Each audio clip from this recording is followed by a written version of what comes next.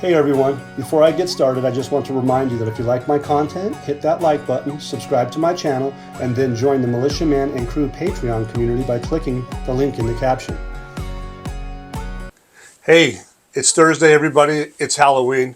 I want to say, hey, I hope Iraq is full of no more tricks and full of treats, is what I meant to say. So anyway, let's see what happens today. But look, Al-Awlaq today is talking about what happened a long time ago, Saddam's theft of the central bank's treasury, right? So the article says, Qusay Saddam's theft of the central bank's treasury and this suggests an exciting price for a barrel of oil in the budget. I get the theme of this article is actually kind of interesting because at the end of the day, they're talking about $40 barrel oil for their budget. And now, look, we know that the budget at this stage, this year, and for the last 2 years, 23, 24, and 25 tripartite budget has $70 as their target. That's for expenses and all this, their budget. Okay, but Al-Awlaq, the governor of the central bank, revealed that there is a monetary mass in Iraq exceeding $100 trillion, so he says how much is out there, while he spoke about the imminent establishment of a national companies and banks specialized in electronic payment and financial small projects, financing small projects. He called for fixing the price of a barrel of oil for around $40 a barrel. So that's $30 difference. So if they're able to pay their bills and use $40, that excess, so for instance today, if let's say it's at 70 or if it's at 75 or 80, you'll be able to see that there's significant surplus that can go for what? Investment.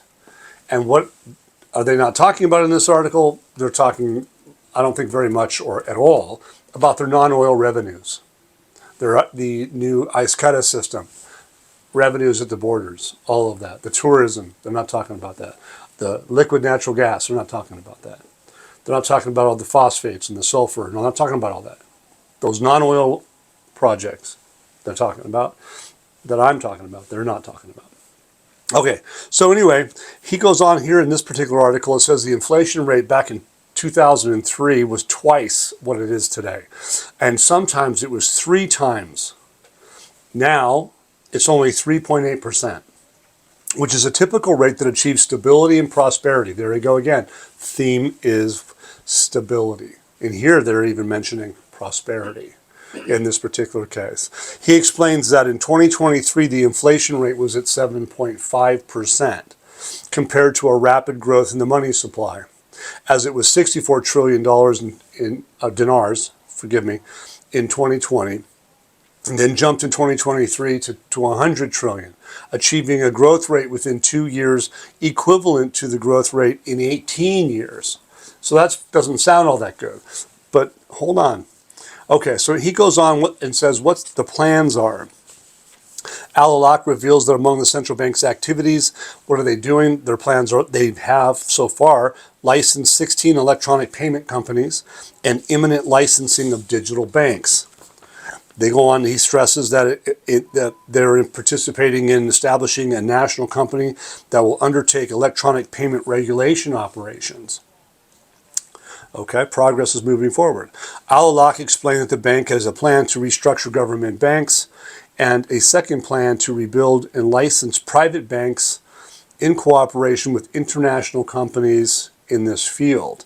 He also mentioned that the central bank granted loans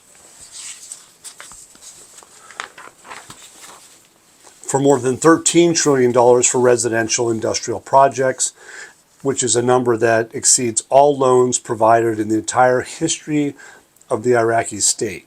So they've done that, and they have to have a good reason for them to be able to do that. All right. Al-Awlaq reveals an imminent establishment of a bank called the Riyada to finance small and micro projects, and we've all known about that. It goes on to say that Al-Awlaq says the reason for the increase in debt is the budget, which shows a large deficit, which is covered by debt, indicating there are no other tools the government uses.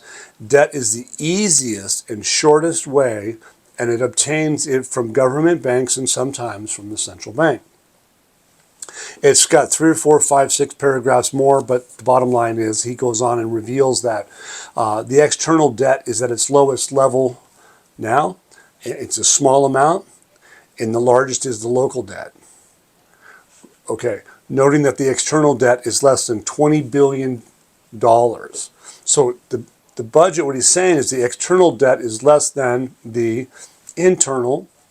That's fine, but the external debt is more important. He says external debt is less than $20 billion.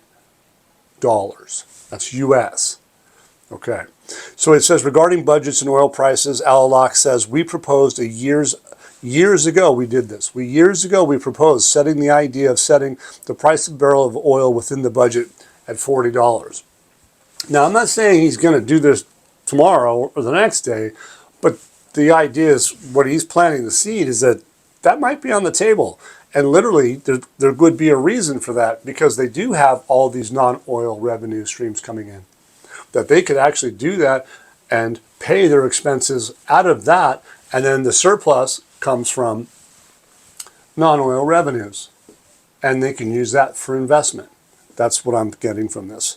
Okay, so operating expenses should not exceed, he points out, operating expenses should not exceed the specified $40 per barrel ceiling so that the government can ensure the flow of expenses on the one hand and provide an opportunity to spend on real investment, projects, and development. That sounds like the Development Road project to me. Okay, he explains that now is the right time to set a strict price as a ceiling for public expenditures. Otherwise, whenever the price of oil increases, it goes to operations, and whenever it decreases, we take from investment. So he's got a goal to do what? To rely less on oil and more on non-oil, and for investment into the future. I think it's really kind of huge. So today, on this Halloween day, it is fascinating because I have one more article that's kind of long, but we'll get through it. Yep. So the central bank governor foreign reserves article, it says foreign reserves exceeded 140% of local currency issued. So they've got a lot of foreign reserves, and that's good. That's very good. Governor of the central bank, Al-Alaq, confirmed today, which is Wednesday, that the size of the foreign exchange reserve exceeds 140% of the local currency issued, which amounts to about 100 trillion dinars. But he says, while noting that the Iraq has the foundations of monetary stability, there again, there's the word, he indicated that the coming year will witness major transformations in the restructuring of government and the private banks, revealing at the same time that Iraq's external debt currently amounts to only $20 billion. So they're focusing in on this, Al-Alaq at this MERI conference, or MERI, M-E-R-I, it's Middle East Forum for 2024. It says, it was attended in Erbil, of course, but it says this forum is important and it constitutes an important platform for exchanging ideas and studying various aspects of economic, social, political, and development reality. He says, stressing that the central bank cannot limit its role to the currency selling window or any marginal activities, but rather represents a fundamental pillar of economic and financial stability in the country. The basic and first dimension in the work of the central bank is to achieve stability, especially monetary stability. And this is the whole thing. Yesterday, today, this morning, I'm sure it's going to be ongoing. But translated by the measures of maintaining the levels of prices, and controlling inflation, reducing inflation, managing the monetary mass so that there is no surplus that leads to inflation or a scarcity that leads to deflation. And he goes on to talk about that in the past there was so much money that was stolen, and they started out from zero again because of that. But the bottom line is they just are moving forward. And you guys can come in and read the article in Patreon if you'd like. It's about 6 pages long.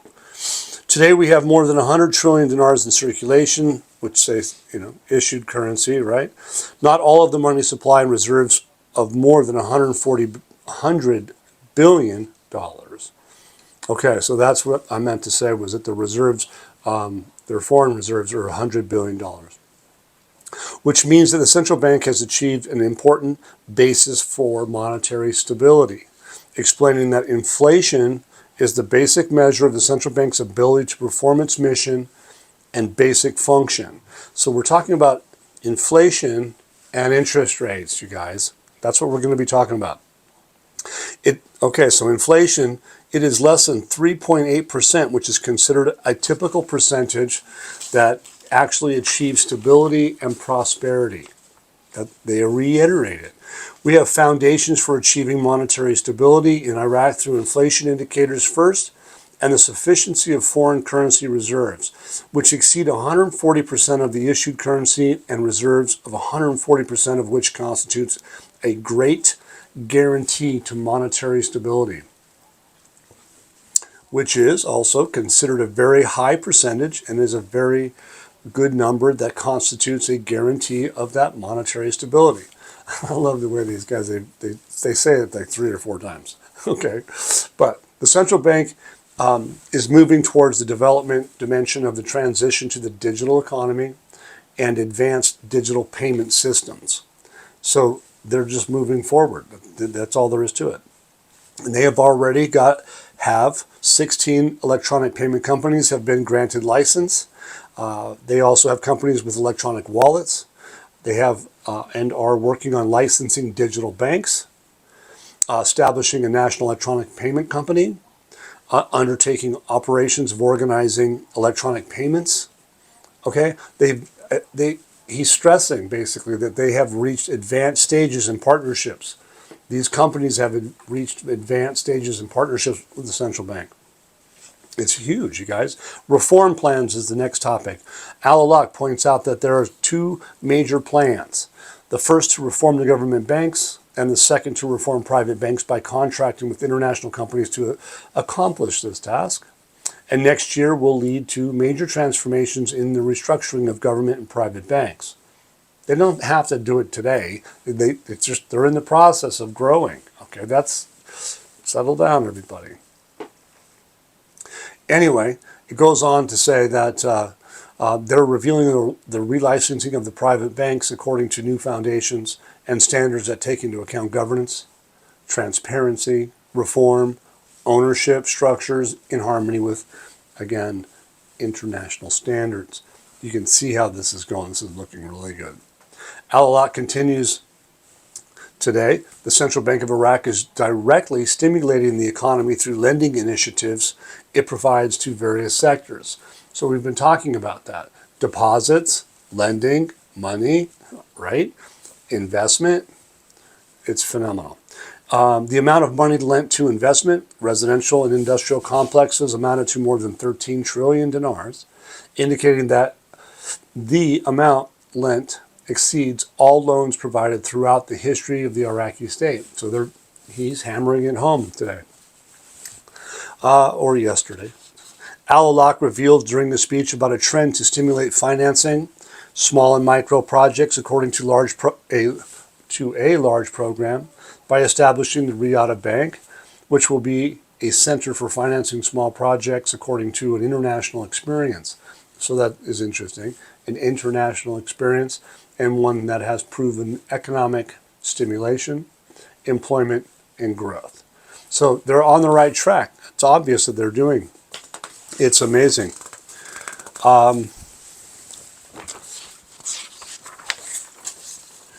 The next paragraph and topic they talk about is the growth of monetary mass. Okay. The governor of the central bank confirmed that we noticed in 2023 that the inflation rate was 7.5%. Okay. They go on and talk a little bit about it, but the basic criterion and all the different important goals. They wanted to talk to the media about the exchange rate, but he's saying that the correct question isn't about other things. It's about what is the inflation rate. This is a correct question because if the inflation rate is low, this means that the central bank was able to provide foreign currency for foreign trade at the official price, and means that the central bank controls the size of the monetary mass correctly. So in turn, they say we return to point out in 2023 inflation was 7.5%. They've reduced that, you guys. Okay. And there was a very rapid growth in supply compared to 2020, So, but anyway, it says this means the central bank must focus on this growth in a way that prevents inflation. 7.5% compared to 3.8% that we already talked about is huge. But if they've reduced it from 7.5% to 3.8%, that's huge as well. So it says when we decided to withdraw part of the liquidity, remove cash, okay, one of the tools was to raise interest rates to attract savings, in which it was successful. So they raised interest rates to 7.5%, which drew in money. Okay, it says we used an interest rate of 7.5% and we were able to attract trillions. Trillions. So they reduced the note count effectively on the street by trillions of dinars and control the level and levels of the money supply. Level and levels. That's interesting. Anyway, if you guys catch that, we decided to withdraw part of the liquidity, which is one of the tools was to raise the interest rate to attract savings for investment, etc. And we used an interest rate of 7.5% to do so. That's what I'm reading into it. And we're able to attract trillions of dinars. So in other words, people flocked in with their money, hoarded money, right, or whatever they had to get involved. To what? Help their country grow. By what? Doing projects, micro projects, new enterprises. Okay. Anyway, so he goes on to say, from the first time in a whole year, the level of the money supply did not rise and remain stable. This indicates that our measures and reliance on this interest rate achieved its goal.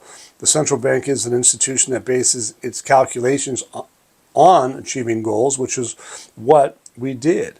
We withdrew part of the money supply. There it is. We withdrew part of the money supply after we noticed that the growth had stopped and we had to implement measures to prevent deflation. When we succeeded in doing so, we returned to an interest rate of now 5.5% when we noticed that the goal had been achieved. Alalock points out that determining the interest rate between raising or lowering the current rate depends on the indicators monitored by the central bank, as we resort to raising the rate when inflation rises in order to reduce it.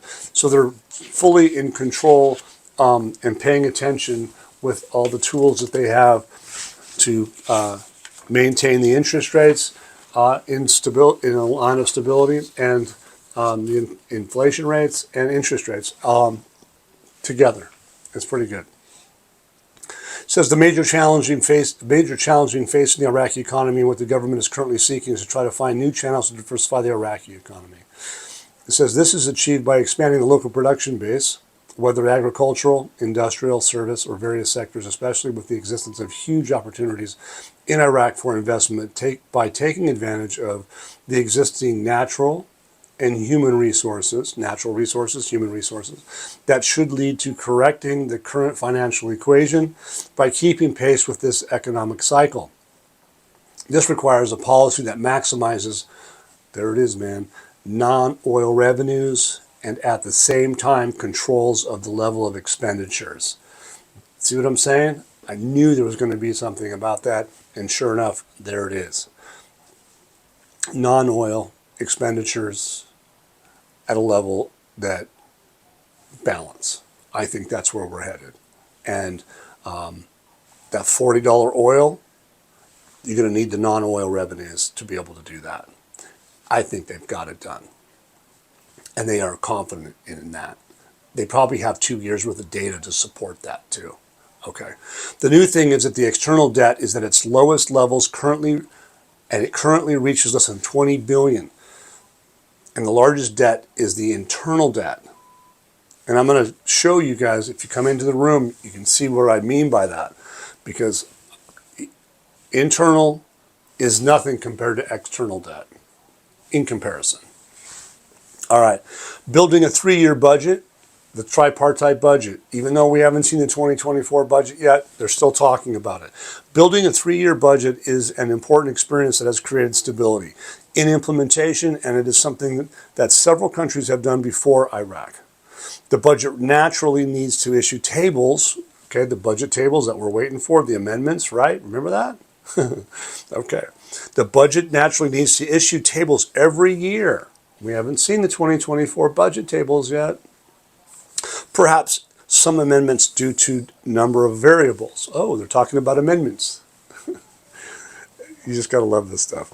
Including the price of oil, estimates related to public finances must be accurate and based on standards, foundations, and the systems that can accurately determine the required cash flows, the size of the obligations, and the historical data on which the current data is based. So they needed historical data. Have they not had some of that in the last 2 years? The ISCUDA system has been around for a little while, you guys. It may not be working as we know it and expected it to be 2 years ago, but it's been around for a while. So anyway, the central bank governor, in my view, gives some vital information. He states that the effect that the central bank's work is to achieve sustainability, stability, especially in monetary stability. Basically, what are they doing? They're maintaining control of the general level of pricing. They're controlling inflation, reducing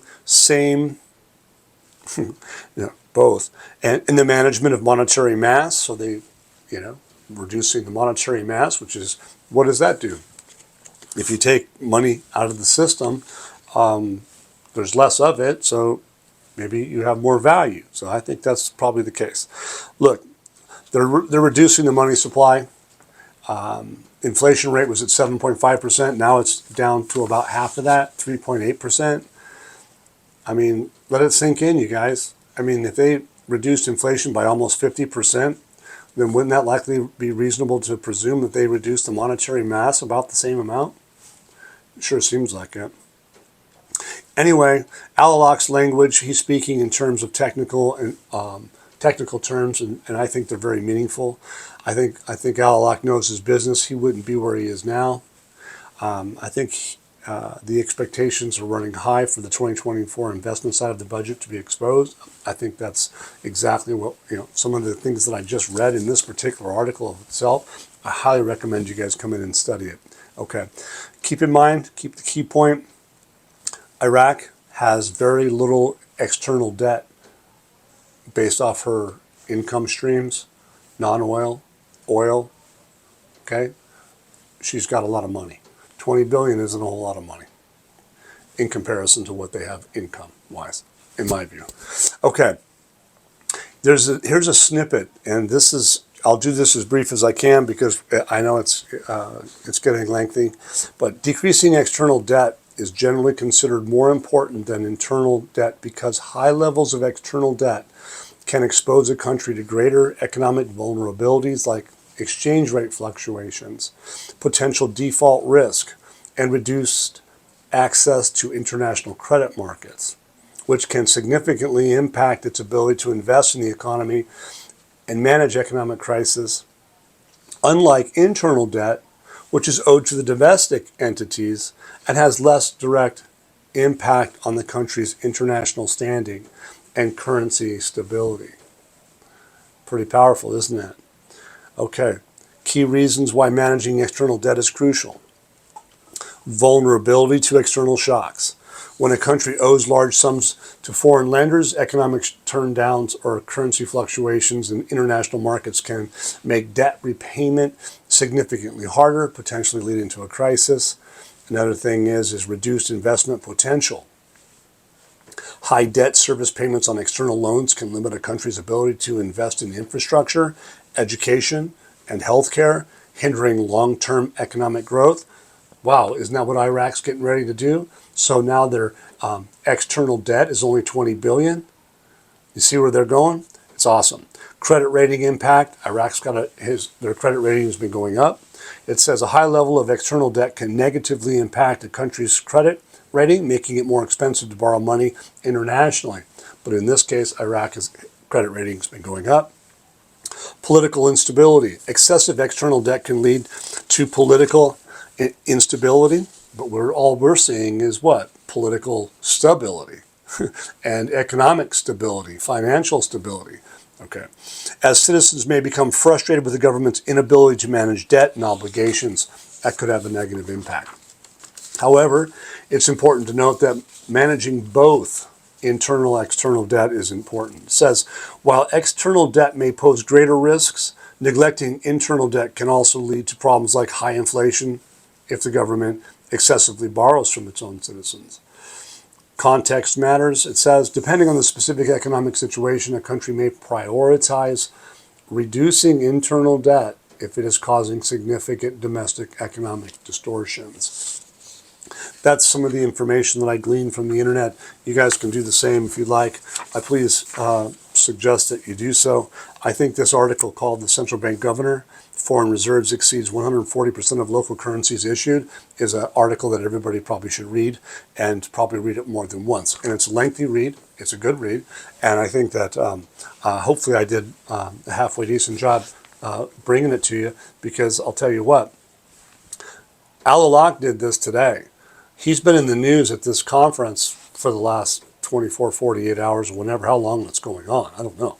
But the thing is that he's got nothing but support. Al-Sudani has nothing but support for what? Security and stability. Unprecedented security, stability, and economic financial stability, for that matter. So thank you very much for being with me this day.